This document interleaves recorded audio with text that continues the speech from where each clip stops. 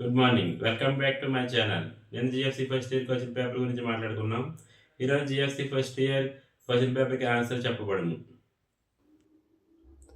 1 to 10 2 marks questions. 1. బాల కార్మికులు అనగానేమి?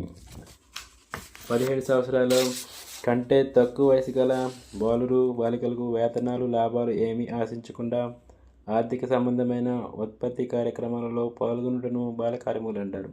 అంటే 17 సంవత్సరాల కన్నా వయసు తక్కువ ఉన్న వారికి బాలుడు లేదా బాలిక ఏ విధమైన వేతనం లేకుండా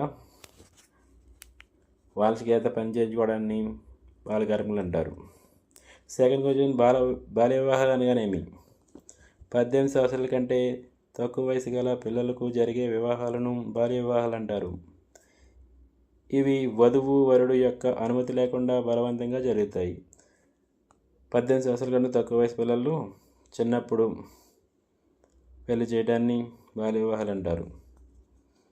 యోగా అనగా వ్యక్తి యొక్క మానసిక, భౌతిక, భావోద్వేగ ఆత్మహత్యలు కూడిన కీలక అంశాలను తన యొక్క నియంత్రణలోకి తెచ్చుకున్నట్టును శాస్త్రపరంగా జరిగే ప్రక్రియని యోగా అంటారు. వ్యక్తి యొక్క మానసిక, శారీరక అంశాలు ఉంటాయి. నెక్స్ట్ క్వశ్చన్, పర్యావరణం అనగానేమి?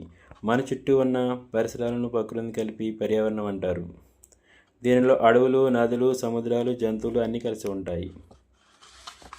జల కాలుష్యం నీటిలో భౌతిక, రసాయనిక, జీవ పదార్థాలు చేరటం వలన నీటిలో నివసించే సూక్ష్మజీవులు, మొక్కలు, జంతువులు నశించి నీటి యొక్క నాణ్యతను తగ్గించి దానిని జల కాలుష్యం అంటారు. నెక్స్ట్ క్వశ్చన్ వచ్చేసి అటవీకరణ. అవకాశం ఉన్న భూములు అనగా బంజరు భూములు, రోడ్లకు ఇరువైపులా వ్యవసాయ భూములు మరియు ఇతర ప్రాంతాల్లో మొక్కలు వాటి పచ్చదనాన్ని పెంపొందించడం చేసే కృషిని అటవీకరణ అంటారు. అటవీకరణ అంటే ఏంటి? రోడ్లకు ఇరువైపులా మొక్కలు పాతాలి, పర్యావరణం సస్యశ్యామలంగా ఉంచడాన్ని అటవీకరణ అంటారు. నెక్స్ట్ క్వశ్చన్, సెవెంత్ క్వశ్చన్ వచ్చేసి నీరు చెట్టు గురించి రాయండి. ఆన్సర్: వ్యవసాయ ఉత్పాదకత మరియు సాగు భూమి విస్తరణను పెంచుటను వీలైన మొక్కలు వాడడం మరియు వర్షపు నీటిని వృధా కాకుండా చేయుటకు ఈ పథకమును ప్రారంభించును. నెక్స్ట్ క్వశ్చన్ వచ్చేసి ఎయిత్ క్వశ్చన్, పేదరికం అంటే ఏమిటి?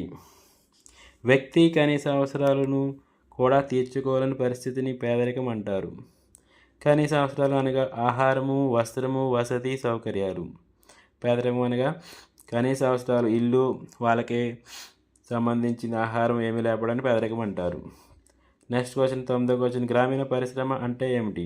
20,000 జనాభా కంటే తక్కువ ఉన్న రెవెన్యూ గ్రామాలలో 50,000 రూపాయల కంటే తక్కువ మూలధనంతో నడిచే పరిశ్రమను గ్రామీణ పరిశ్రమ అంటారు.